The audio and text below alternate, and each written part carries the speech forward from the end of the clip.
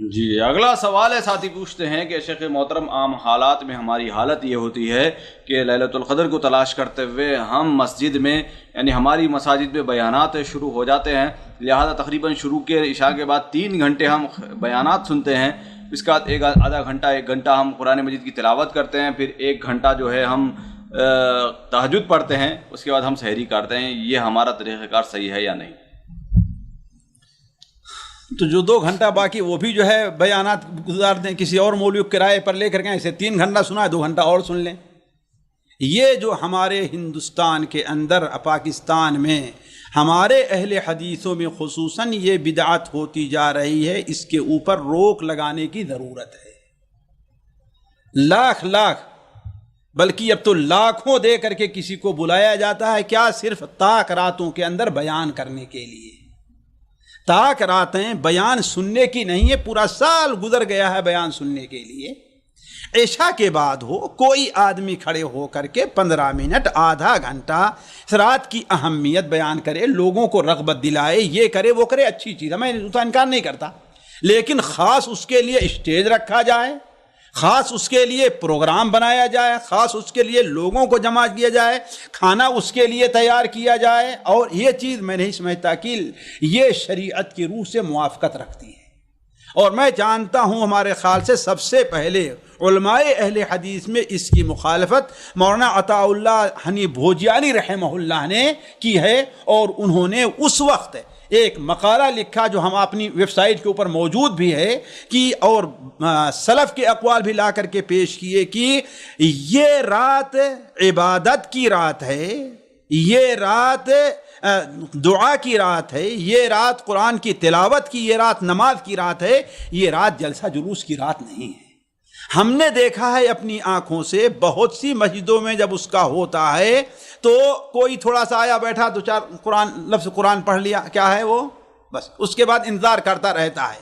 مولوی صاحب آئیں گے، تقریر کریں گے، گھنٹے 1 گھنٹے 2 گھنٹے تقریر کیا غور سے سنتا رہا، پھر اس کے بعد ایک صاحب آئیں گے، خوب لمبی دعا کرائیں گے، ہے نا، ان کی دعا کے اندر شریک رہا، پھر اس کے بعد تھوڑی دیر بیٹھا اونگا اور جا کر کے اپنے کمرے میں بہت اگر شریف بنا رہا، جا کر کے باہر بیٹھ کے لوگوں سے باتیں کرنے لگا۔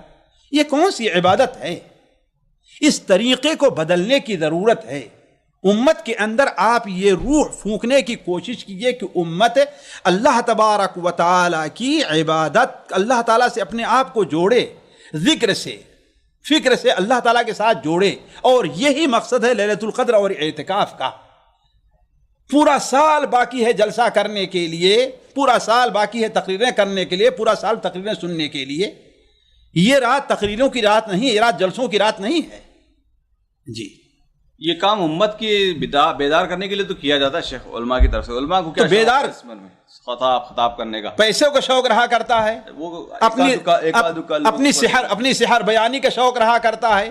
اور عموماً دیکھ لیجئے مولانا مختار ندوی رحمہ اللہ نے ایک بار کہا تھا ایک جلسے میں کہ عموماً آپ یہ دیکھیں کہ سننے والے اس لیے نہیں آتے کہ انہیں کیا عمل کرنا ہے، اس لیے آتے ہیں کہ دیکھیں کتنی اچھی لگتی ہے مولانا کی تقریر، اور نہ مولوی صاحب اس لیے تقریر کرتے ہیں کہ لوگ اس کو اپنے پلے باندھیں اور جا اس پر عمل کریں، اس کرتے ہاں بھائی لوگوں کو اچھا لگ رہا ہے کہ نہیں لگ رہا ہے۔ تو اس رخ کو، اس رجحان کو بدلنے کی ضرورت ہے۔ آپ لوگ بدلیں گے کب پھر؟ اب بدلیے، آپ کی ذمہ داری ہے، ان کی ذمہ داری، ان کی ہماری ذمہ داری ہے۔ ہم سب لوگ بھی اسی رو کے اندر بہتے چلے جائیں گے تو ظاہر بات معاملہ اور بگڑتا چلا جائے گا۔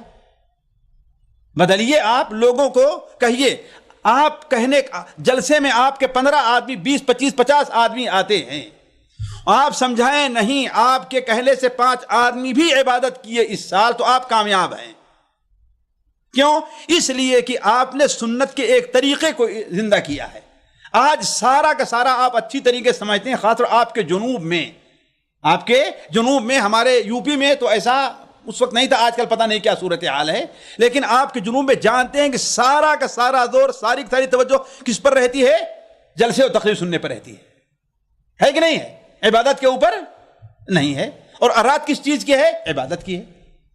میں وہی تو کہہ رہا ہوں کہ کسی کو ٹھیک ہے مؤثر انداز میں وہ عشاء کے بعد آدھے گھنٹے لوگوں کو سمجھا دے، بتا دے، اس رات کی اہمیت بتائے، پھر اس کے بعد لوگوں کو چھوڑ دے، تو ساری مسجد خالی ہو جاتی ہے، ہونے دیں۔ جانے دے، خالی ہونے دیں۔ بدعات ایک سنت کے لیے آپ بدعات ایجاد کریں گے، ظاہر بات ہے۔ لیہلک من ہلک عن بینہ ویحیی من حی عن بینہ۔ جی